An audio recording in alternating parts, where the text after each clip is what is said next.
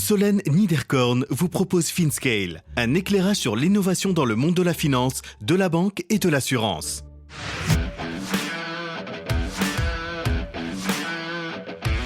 Sécurité maximisée, expérience utilisateur optimisée, les secrets d'un leader du secteur des cryptoactifs. Pascal Gauthier, chairman et CEO de Ledger à Paris. La plupart du temps, les attaques sont les moins sophistiquées possibles. Il y a une question de coût et de succès pour les attaquants. Donc, plus l'attaque est peu chère, mieux c'est pour eux. Les cyberattaques, en règle générale, c'est faire un maximum d'attaques pas chères pour gagner le plus possible, quoi. L'attaque la moins chère possible, c'est les attaques de phishing, c'est-à-dire on te contacte et on te demande de révéler ton secret. Premier épisode qui traite de la cybersécurité dans le secteur financier avec Ledger. Cet acteur précurseur est devenu en moins de 10 ans le leader mondial des solutions de sécurité pour crypto-actifs. De manière claire et limpide, Pascal nous explique à quel challenge Ledger est confronté en matière de sécurité. Vous découvrirez d'ailleurs comment la société développe, conçoit et teste ses produits et notamment la mise en place d'un laboratoire d'attaque visant à augmenter le niveau de sécurité moyen de l'industrie. Pascal prend le temps de nous donner un aperçu détaillé de l'évolution du marché des cryptoactifs dans le monde, côté consommateur et côté institutionnel. Vous comprendrez aussi pourquoi ce nouvel Eldorado devient une véritable valeur refuge pour les investisseurs. Il nous décrit avec soin l'ensemble des produits et solutions déployés par la société, membre du Next 40, et en particulier la mise en place d'un one-stop shop pour gérer ces cryptoactifs, visant à maximiser la sécurité tout en connectant le coffre-fort à toute une série de services. Volet également abordé, celui des solutions B2B et notamment Ledger Vault, qui ajoute une couche de gouvernance additionnelle aux entreprises utilisatrices. Enfin, cet entrepreneur né nous livre son opinion sur les positions que devrait adopter l'Europe pour être en mesure de créer des champions européens. Et parmi les sujets évoqués, nous abordons également les CBDC, y compris Libra et le crypto-yuan. Bonne écoute à tous!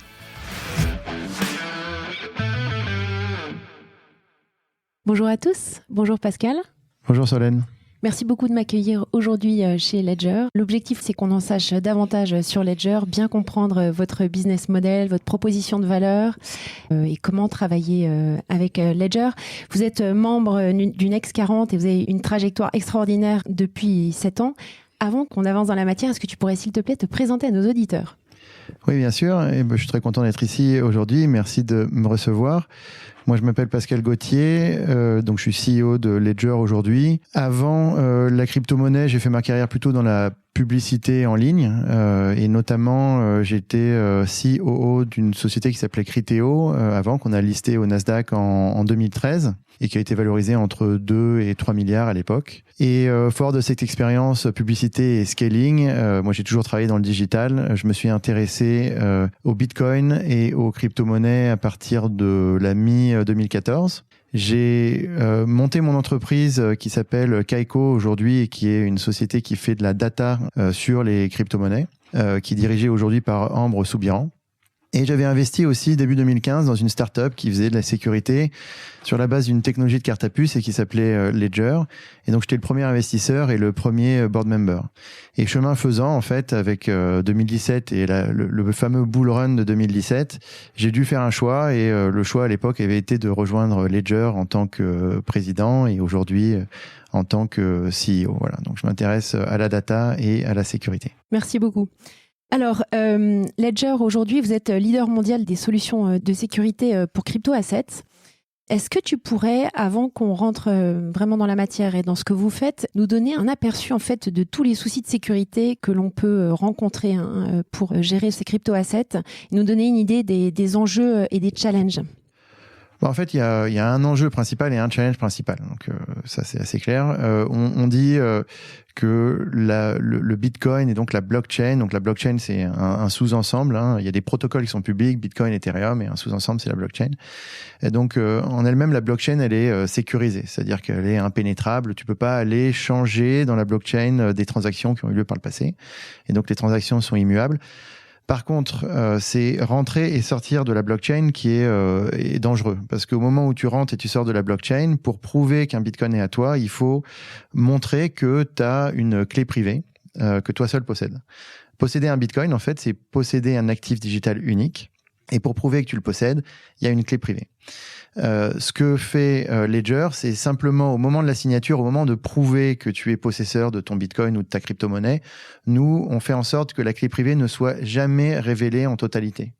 On révèle une toute petite partie de la clé privée pour montrer que tu possèdes bien la clé privée sur une signature cryptographique, mais jamais en totalité. Et donc, Ledger, ce qu'on fait, c'est que justement, quand on rentre et qu'on sort de la blockchain, on sécurise ce moment-là. Donc, ça s'appelle la sécurisation du endpoint. Et ça, c'est quelque chose, c'est le problème de sécurité. Enfin, c'est le point de vigilance en termes de sécurité, c'est-à-dire ne jamais révéler sa clé privée. Et justement, ta clé privée, tu la révèles au moment d'entrée et sortie de la blockchain. Et donc, c'est ce moment-là qu'on sécurise. D'accord. Et est-ce qu'il y a des cas de figure, des exemples que tu peux nous donner pour qu'on se rende compte du type d'attaque qu'on peut avoir à ce moment-là ? L'attaque la plus simple, et ce qu'on constate en ce moment beaucoup, sont les attaques de phishing. En fait, il faut se rendre compte que la plupart du temps, les attaques sont les moins sophistiquées possibles. Pourquoi ? Parce que en fait, il y a une question de cost-reward, de coût et de succès pour les attaquants. Donc, plus l'attaque est peu chère, mieux c'est pour eux, parce que du coup, forcément, ils gagnent le delta entre le coût de l'attaque et ce que ça peut leur apporter. Et donc, il faut se rendre compte que la cybercriminalité, les cyberattaques en règle générale, c'est faire un maximum d'attaques pas chères pour gagner le plus possible, quoi. Et donc, l'attaque la moins chère possible, c'est les attaques de phishing, c'est-à-dire on te contacte et on te demande de révéler ton secret. Donc, le secret en crypto, ça prend la forme d'un code de 24 mots, ou 12 ou 24 mots, enfin, peu importe. Mais on te contacte pour dire, voilà, c'est vraiment très grave ce qui s'est passé, il faut absolument que tu me donnes tout de suite sur ce site ton code de 24 mots. Donc ça, bien sûr, il faut jamais le faire. C'est l'attaque la plus classique, la plus simple, la moins chère. Ça coûte simplement le fait d'envoyer un email et on récupère ainsi les 24 mots. Une fois qu'on a récupéré les 24 mots, ça c'est le secret, on a accès à l'ensemble des cryptos qui sont protégés sous ces 24 mots. Et donc, à ce moment-là, l'attaquant peut tout vider l'ensemble du wallet. Donc ça, c'est l'attaque la plus classique, la plus simple, qui coûte le moins cher à l'attaquant et qui arrive fréquemment en ce moment. Et ensuite, bien sûr, il y a des attaques beaucoup plus sophistiquées. Nous, chez Ledger, on a un laboratoire d'attaque, ce qui s'appelle le donjon, où en fait, on attaque nos produits, les produits de nos concurrents, les produits de nos suppliers, enfin tout ce qu'on peut attaquer pour essayer de comprendre comment augmenter le niveau de sécurité moyen pour l'industrie. Et donc, ce qu'on fait, bien sûr, c'est que imaginons qu'on ait cassé le produit d'un de nos concurrents, on les contacte pour les aider à réparer parce qu'on a vu qu'il y avait une faille de sécurité.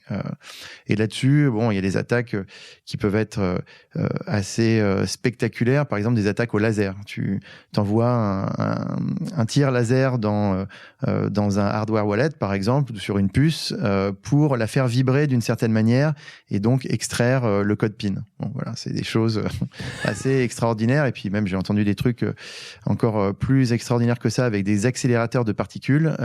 Mais pour les auditeurs, ce qu'il faut savoir, c'est que l'attaque la plus courante, c'est cette attaque de phishing, c'est ce qu'on appelle le social engineering. Je t'envoie un email, je me fais passer pour qui je ne suis pas et je demande à ce que tu me révèles tes 24 mots. Voilà, ça c'est l'attaque la plus courante. D'accord. Donc vous travaillez sur ce point d'amélioration-là pour éviter en fait aux utilisateurs d'être attaqués et de protéger leurs assets.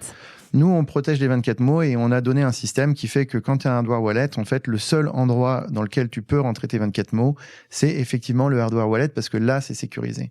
Ton écran est sécurisé, ce que tu tapes est sécurisé, c'est là où il y a le maximum de sécurité. Donc, c'est le service, effectivement, qu'on rend à l'utilisateur, c'est protéger ces 24 mots et faire en sorte qu'il ne les rentre que dans le hardware wallet pour lui éviter de les rentrer ailleurs où tu n'es pas sûr de ne pas te les faire voler, quoi. D'accord, merci.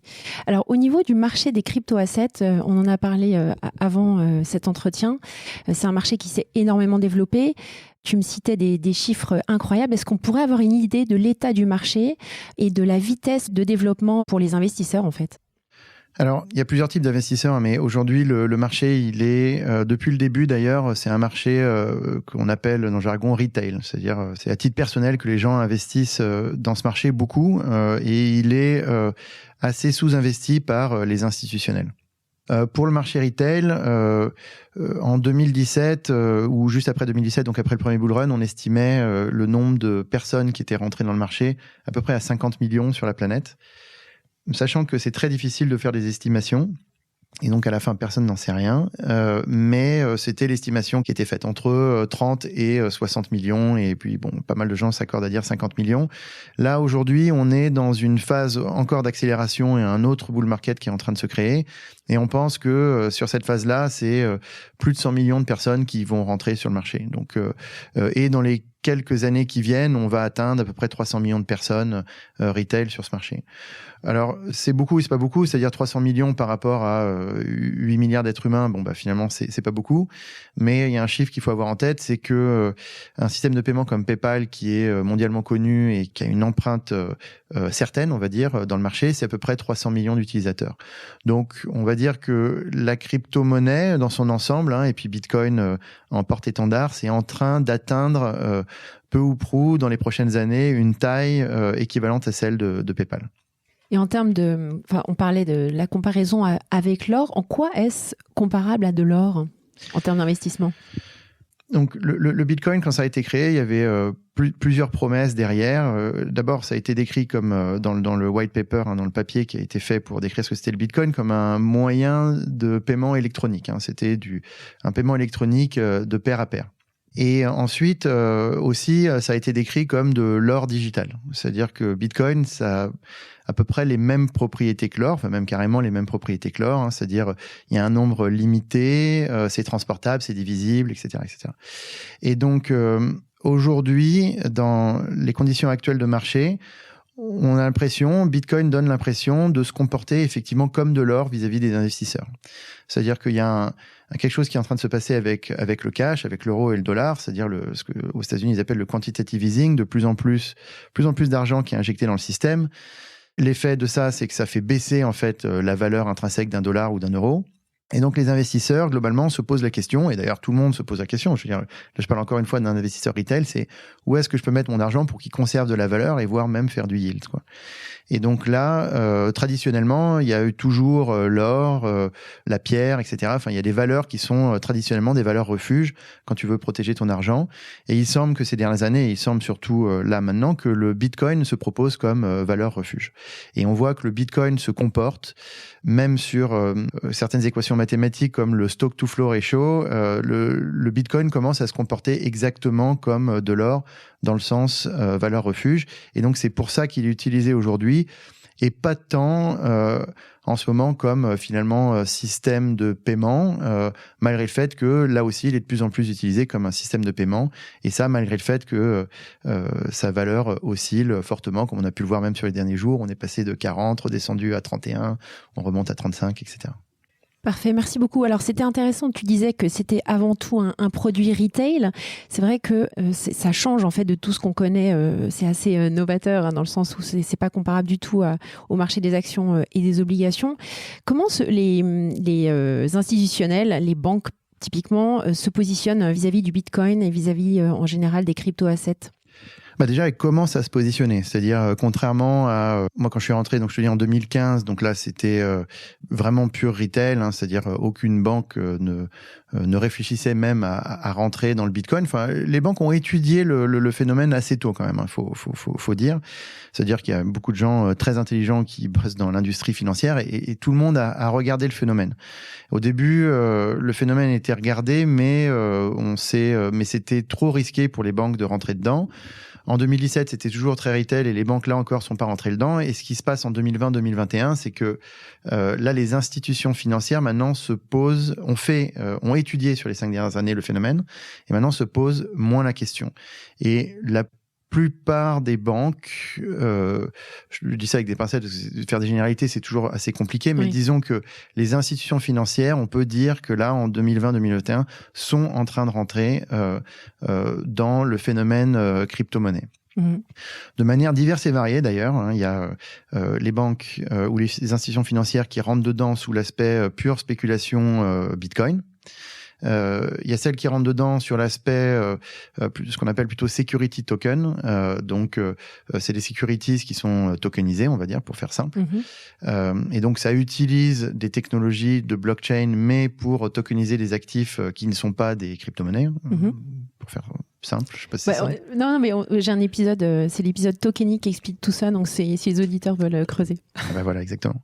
Le dernier phénomène, c'est ce qui s'appelle les CBDC, enfin les Government Coins, avec Libra que je mettrai dedans, avec l'annonce des Chinois sur le crypto yuan, avec l'annonce des Américains quand même la semaine dernière intéressante sur le fait que le dollar crypto en fait existe déjà et ou peut exister suivant certaines règles et qui sera fait par des entreprises privées, et l'Europe qui cherche un peu la voie sur son crypto euro. Mais donc tout ça avance, et donc les différentes institutions financières avancent sur soit les 3 sujets, soit 1, soit 2, etc. Mais c'est ça qui est en train de se passer.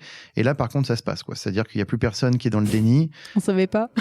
Non, il n'y a plus personne qui est dans le déni. Les études ont été faites et tout le monde investit. D'accord. Est-ce que tu peux juste dire un mot, préciser ça, parce que j'ai trouvé que c'était intéressant quand on s'en est parlé auparavant. C'est les distinctions entre les grandes zones US, Europe, Asie. Oui, effectivement, tout ça marche par grandes zones. Il y a la zone US, la zone Europe, et puis ensuite il y a une zone asiatique. Mais bon, celle-là, en fait, elle est assez morcelée finalement, parce que entre le Japon, la Corée, la Chine et Singapour, Hong Kong, etc., tout se comporte un peu différemment. Mais en tout cas, ce qu'on peut dire, c'est qu'effectivement, les 3 grandes zones progressent, mais progressent pas forcément exactement de la même manière. Et nous, chez Ledger, on a de la chance d'avoir un produit B2B entreprise qui s'appelle Ledger Vault. Et donc, on accompagne en fait toutes ces institutions financières sur la sécurisation de leurs crypto-assets.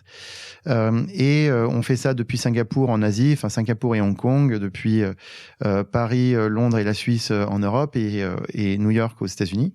Et donc, on a le privilège de voir un peu comment ça se passe. Et c'est vrai que ça se passe pas exactement de la même manière. On a une approche très Bitcoin crypto aux États-Unis. On est sur Wall Street, le trading, la prise de risque. En Europe, on est plus sur des approches type security token et de manière assez light CBDC. Et en Asie aussi, on est quand même très sur le security token. Donc les Américains ont une approche très forte sur le Bitcoin et le trading, et l'Europe et l'Asie sont un peu plus prudentes, l'impression que ça donne sur ces aspects-là. Merci beaucoup. Alors, si on parle maintenant de Ledger, est-ce que tu peux nous faire un overview, on va dire, des produits phares? Donc moi, j'avais en tête le token, donc le Nano X et le S. Est-ce que tu peux nous expliquer en gros comment le produit a été lancé et qu'est-ce que vous offrez aujourd'hui? La vision, c'est qu'il y a tous ces crypto-actifs qui sont en train d'être créés et qui partagent tous à peu près le même problème. C'est un problème de sécurité et de facilité d'utilisation. Quand on parle juste il y a une seconde de Bitcoin, de security token, de CBDC, etc., enfin, ils ont tous à peu près le même problème, c'est-à-dire comment tu fais pour que ces tokens soient sécurisés et puis comment les utiliser facilement dans les systèmes appropriés. Et donc, nous, notre mission, c'est de faire exactement ça, c'est-à-dire la sécurité et la facilité d'utilisation. Et on le fait pour le consommateur et pour l'entreprise. Ça, c'est les deux grandes branches de notre business. Pour le consommateur, c'est ce dont tu viens de parler, c'est sous la forme d'un hardware wallet. Nano X et Nano S sont nos 2 produits qui se connectent avec, bien sûr, un client software, Ledger Live. C'est-à-dire, pour utiliser ton Nano X et ton Nano S, il faut les connecter à un software sur ton téléphone ou sur ton ordinateur. Et c'est ça qu'on propose. Et ce qu'on propose à nos consommateurs, donc, c'est la sécurité, la facilité d'utilisation et des services additionnels. Donc, par exemple, maintenant, avec ton Ledger Live, tu peux, grâce à des partenaires, acheter des bitcoins, les vendre, les swapper, faire du staking, etc., etc. Donc, il y a tout un tas de services additionnels qu'on a commencé à proposer en 2020 et qu'on va continuer à proposer en 2021. On parlait tout à l'heure de la carte bleue, enfin la carte de crédit associée à ton compte Ledger. Ça, c'est des choses qui vont être livrées en 2021. Et l'idée là, c'est que Ledger et Ledger Live pour un consommateur deviennent ce qu'on appelle en anglais un one-stop shop pour tes crypto-monnaies. Alors ça, c'était intéressant. Est-ce qu'on peut faire juste un petit zoom sur les intégrations pour essayer de bien comprendre comment justement fonctionne Ledger Live et les types d'intégrations que vous avez faites avec les différents acteurs? En tout cas, moi, j'en ai référencé un certain nombre, et que tu nous décrives justement ce one-stop shop. En fait, l'idée, c'est toujours l'idée de la sécurité. C'est-à-dire que hier, sur Ledger, tu pouvais avoir le maximum de sécurité, mettre tes bitcoins et tes autres crypto-monnaies, ce qu'on appelle le cold storage, c'est-à-dire comment on dirait en français, le storage froid, enfin bon, bref, un truc. Mais donc, c'est maximum de sécurité, tu as mis tes cryptos dans le coffre-fort. Le problème maintenant, c'est que tes cryptos, tu veux en faire autre chose, c'est-à-dire qu'il y a un moment dans la journée où, par exemple, tu avais du bitcoin, mais tu aimerais bien avoir de l'Ethereum, donc il faut faire un swap, ou alors tu aimerais bien en acheter plus, etc. Enfin, il y a tout un tas d'usages, en fait, finalement, autour des cryptos, qui se passaient en dehors de ton coffre-fort. Donc nous, ce qu'on a fait, c'est qu'on a connecté le coffre-fort plutôt que de t'obliger à sortir du coffre-fort pour après y revenir, et donc du coup prendre un risque de sécurité. Nous, ce qu'on propose, c'est de connecter ton coffre-fort à tout un tas de services. Donc le coffre-fort devient une plateforme, et ensuite il est connecté à tout un tas de services. Et nous, notre rôle, c'est de faire en sorte que toutes les connectivités soient sécurisées, comme si ton argent restait sur le coffre-fort, en fait. D'accord. Donc aujourd'hui, tu peux acheter un bitcoin et ou le swapper sans prendre aucun risque. Et là encore, c'est sécurité et facilité d'utilisation. C'est-à-dire que si tu veux changer du bitcoin en Ethereum, en fait, c'est très facile maintenant de le faire avec ton Ledger et ton Ledger Live. Ça se fait en quelques clics, t'as plus d'adresses à rentrer, parce qu'avant, il y avait tout un système enfin, toujours d'ailleurs, t'as tout un système où il faut rentrer des adresses manuellement. Je sais pas si t'as déjà vu une adresse Bitcoin ou Ethereum. Enfin bon, c'est assez compliqué. Et donc, on gomme toute cette complexité pour que l'utilisateur soit en parfaite sécurité, que ça soit facile d'utilisation. Et donc, on a déjà intégré pas mal de services et on compte en intégrer beaucoup plus dans le futur. Parfait. Et au niveau B2B, tu parlais de Ledger Vault. Ouais, c'est ça. Et B2B et Ledger Vault, c'est-à-dire le même problème. Hein. Toujours, on parle de la sécurisation des clés privées et de la facilité d'utilisation. Et avec Ledger Vault, il y a un autre problème qui se pose d'ailleurs pour les institutions financières, c'est le problème de gouvernance. C'est-à-dire qui a accès à quoi. Le produit pour le consommateur, on l'a développé pour un consommateur. C'est-à-dire je suis le seul à avoir accès à mes cryptos. Donc ça ne marche pas du tout dans le cadre d'une institution financière, parce que tout d'un coup, si on a $1 milliard en crypto sur une clé privée, la question c'est qui a accès à ce $1 milliard et est-ce qu'on se fait assez confiance dans l'entreprise pour se partager le même secret? La réponse est évidemment non, parce que tu peux jamais savoir qui va partir au Costa Rica avant l'autre. Et donc on a rajouté une couche de gouvernance gérée par la sécurité, c'est-à-dire qu'on sait exactement qui a le droit de faire quoi, quand, comment, etc., qui a le droit d'envoyer quel montant de Bitcoin où. Donc, c'est toute une couche de gouvernance qui a été codée dans la couche de sécurité. Et donc, la gouvernance est contrôlée par la sécurité. D'accord, merci beaucoup. Vous avez aussi un programme de reseller. Ça, c'est dans quel contexte ? Alors ça, c'est dans un contexte B2C, hein, c'est pour le consommateur, c'est-à-dire être distribué à la Fnac, Darty, c'est ce genre de choses. Et donc ça, en fait, pour le consommateur, on est distribué en direct sur notre site, on est distribué en indirect ensuite sur des marketplaces comme Amazon, par exemple, et puis ensuite, on a un programme de reseller pour certains pays ou certaines géographies qui nous permettent de distribuer nos pays pour la Corée, par exemple. D'accord. Alors, si tu nous parles maintenant plus de la boîte, parce qu'elle a été créée en 2014, moi, c'est la date que j'avais en tête. Comment la boîte s'est développée? Vous êtes quoi, maintenant 200 collaborateurs répartis dans différentes zones du monde. Tu peux nous dresser un portrait robot de la boîte? Oui, bien sûr. La société a été en fait la fusion de 3 sociétés à l'époque, hein, avec 3 équipes fondatrices. Il y avait à peu près 8 fondateurs et le premier CEO, c'était Éric Larchevêque. D'accord. Ledger s'est créé sur la première levée qui était début 2015 et avant, c'était 3 boîtes différentes. Voilà. Donc à l'époque, c'était, 10 personnes et les 8 fondateurs et ensuite quelques personnes qui se sont rajoutées. Effectivement, aujourd'hui, on a déjà envoyé des produits dans plus de 165 pays dans le monde. On a vendu plus de 2,5 millions de nos hardware wallets. On va vers une centaine d'institutions financières maintenant qui utilisent notre Ledger Vault. Comme j'ai dit tout à l'heure, pour la commercialisation et la présence pour la vente entreprise, on est à New York, Hong Kong, Singapour, Paris, Londres et la Suisse. Et je crois que maintenant on est à 280 et on est en train d'embaucher 100 collaborateurs de plus en 2021. Donc on est parti plutôt sur une croissance forte. Ensuite, la façon dont on investit notre argent est toujours la même, c'est-à-dire qu'on favorise le produit, la technologie d'abord et puis le reste ensuite. Donc on a à peu près 60% de notre équipe qui est en R&D. D'accord.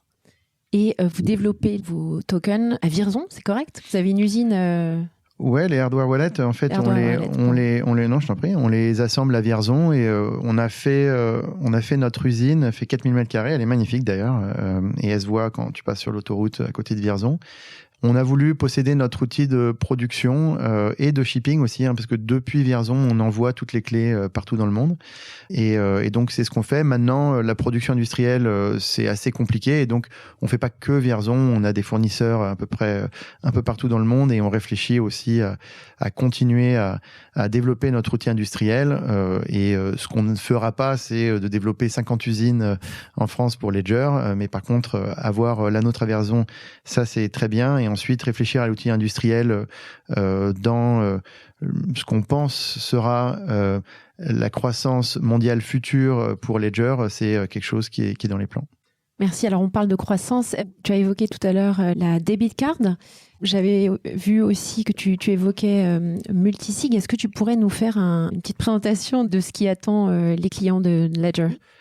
Oui, bien sûr. En fait, le but, c'est ce que j'expliquais tout à l'heure, c'est qu'une fois que tu as mis ton argent sur le coffre-fort, dans la crypto, le mieux, c'est de ne jamais ressortir du coffre-fort. Et donc, nous, on est toujours dans cette logique de rattacher le plus possible de services au coffre-fort pour garantir un maximum de sécurité et de facilité d'utilisation. La debit card, c'est quelque chose qui est fortement demandé par les utilisateurs. Et puis, on a toujours tendance à écouter nos utilisateurs.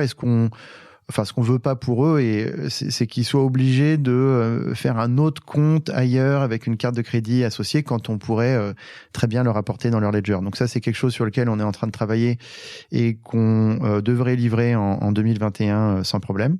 Et la multisig, alors ça, c'est encore un peu autre chose. Et d'ailleurs, c'est dans l'esprit de continuer de renforcer la sécurité pour l'utilisateur. Et donc là, c'est quand tu possèdes un hardware wallet, le hardware wallet a beau être sécurisé, tu peux devenir en tant que consommateur ce qu'on appelle le single point of failure. L'attaque peut venir sur toi. C'est-à-dire, on peut te menacer physiquement pour que tu ouvres ton hardware wallet, etc. De la même manière, ce qui se passe avec les cartes de crédit. Enfin, tu as entendu déjà 1000 fois des histoires de gens qui se font agresser avec leurs cartes de crédit. On les force à révéler le code PIN pour pouvoir utiliser les cartes de crédit et retirer de l'argent. Donc ça, les attaques physiques et autres, c'est des choses qui sont possibles et imaginables. Et donc nous, notre travail, c'est de toujours renforcer le modèle de sécurité pour faire en sorte que, au fur et à mesure, un maximum d'attaques deviennent inutiles.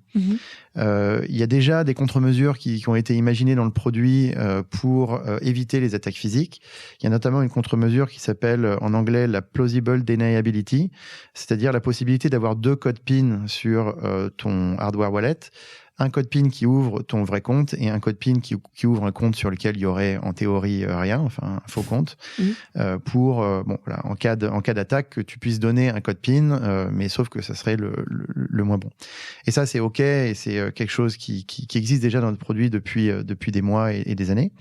Mais on est en train de travailler sur d'autres sujets, dont le multisig, pour justement essayer au maximum d'éliminer le risque physique ou le risque qui pèse sur le consommateur, soit parce que c'est un risque physique, soit par exemple, donner par inadvertance ces 24 mots. Donc ça, c'est les 2 risques qu'on essaye de gommer en 2021 pour le consommateur. Parfait, merci beaucoup. Alors, je dis toujours un petit mot sur le réglementaire parce que c'est important. On a des auditeurs qui sont dans le secteur financier, donc sensibles sur le sujet. On a parlé de CBDC tout à l'heure. Comment tu penses que les choses vont évoluer, en tout cas en Europe, au niveau réglementaire? Comment les banques centrales vont certainement arriver avec de nouvelles idées et faire progresser un petit peu le marché? Quelle est ton opinion sur le sujet? Moi, je suis désolé, j'ai pas de prédiction à faire vraiment sur le sujet parce que c'est un sujet qui est difficile à prévoir. Mon sentiment vis-à-vis du régulateur, c'est que l'Europe devrait adopter une stratégie peut-être différente en termes de régulation parce que je pense que pour l'Europe, l'avènement des crypto-monnaies, de ces nouveaux protocoles, c'est un vrai sujet. L'Europe a probablement loupé un protocole très célèbre avant, qui est le protocole de l'Internet. Quand on regarde ce que l'Europe a réussi à produire en grande société, pour Internet, on est très loin du compte. Quand on voit les dernières émulations de Twitter qui bloquent Donald Trump, bon, je me prononce pas sur le fait de Donald Trump, mais par contre, je me prononce sur le fait que Twitter a un énorme pouvoir de contrôle sur l'information. Et quand on prend Twitter, Google, Facebook, ça donne quand même le ton sur ce que les grands géants de l'information et des réseaux sociaux américains et cette puissance qui a réussi à être créée sur le protocole Internet. Il y a des nouveaux protocoles qui sont en train de se mettre en place, c'est Bitcoin, c'est Ethereum et autres. Et donc, à être trop frileux sur l'adoption, on peut aussi louper ce train-là et se dire que demain, les grandes sociétés qui seront créées sur ces protocoles seront aussi américaines, voire pire, chinoises. Et donc là, il y a une question qui est une question de business, parce qu'il faut quand même créer des emplois et des géants de la technologie, ça c'est vraiment important. Et créer des géants de la technologie, c'est pas que important pour le business et l'emploi, même si ça reste quand même, ça devrait être un des sujets essentiels qui animent nos gouvernants et nos régulateurs. Mais il y a aussi une question de souveraineté numérique et il y a aussi une question de promotion de nos valeurs. C'est-à-dire que si on continue à réguler d'abord et réfléchir ensuite, ce qui risque de se passer, c'est que on va pas créer de grandes entreprises. Et ces grandes entreprises ne pourront pas promouvoir les valeurs européennes qui nous semblent, elles, être intéressantes. Ça ne veut pas dire qu'elles sont meilleures que les autres, mais en tout cas, c'est les nôtres. Et on aimerait bien pouvoir les promouvoir aussi et pas juste être sur le receiving end, être réceptacle des valeurs de nos camarades américains ou chinois. Alors, moi, je pense que c'est un sujet qui est très important. Et du coup, ce que je pense, c'est que à trop vouloir réguler, on casse l'innovation. Et si on casse l'innovation, on loupe cette opportunité historique qui est enfin de créer des grandes entreprises de technologie européennes. Si on regarde le panorama des grandes entreprises de technologie européennes, sur les 20 dernières années, c'est pas extrêmement bon par rapport à ce que les Américains ou les Chinois ont pu créer. Et donc, pour moi, il y a un vrai enjeu là à créer des grandes sociétés. Et là-dessus, par exemple, je te donne un exemple. Si on prend les exchanges, aujourd'hui, la plupart des exchanges tradent en dollars et pas en euros. Bon, ouais. Voilà. Tout à fait. Merci beaucoup pour cette réflexion. On va devoir finir notre entretien. Je demande toujours à mes invités une recommandation de bouquin. Est-ce que tu pourrais nous recommander un bon bouquin ? Ah oui, je peux. Alors attends, il faut que je... Pas forcément que dans l'innovation, mais... Ah oui, non, désolé alors, parce que là, c'est ce que je vais dire. C'est un bouquin que je viens de télécharger, je ne l'ai pas encore lu, mais il s'appelle The Bitcoin Standard, le standard Bitcoin. C'est Saifedan Ammous. Tu le mettras en commentaire, etc. Mais le Bitcoin Standard, je pense que c'est un bon bouquin à lire parce que ça va développer certains thèmes qu'on a peut-être pu toucher aujourd'hui, et puis ça en parlera beaucoup mieux que moi, mais c'est en quoi le Bitcoin peut devenir un standard pour demain. Ça, c'est intéressant, je trouve. Merci beaucoup, Pascal. Merci à toi, Solène. À bientôt. À bientôt. Merci à tous pour votre écoute. Je suis ravie d'avoir partagé ce moment avec vous. N'hésitez pas à me contacter sur Twitter ou LinkedIn pour me faire part de vos commentaires ou de vos réactions. Et je compte sur vous pour noter cet épisode sur vos plateformes de podcast préférées. À la semaine prochaine!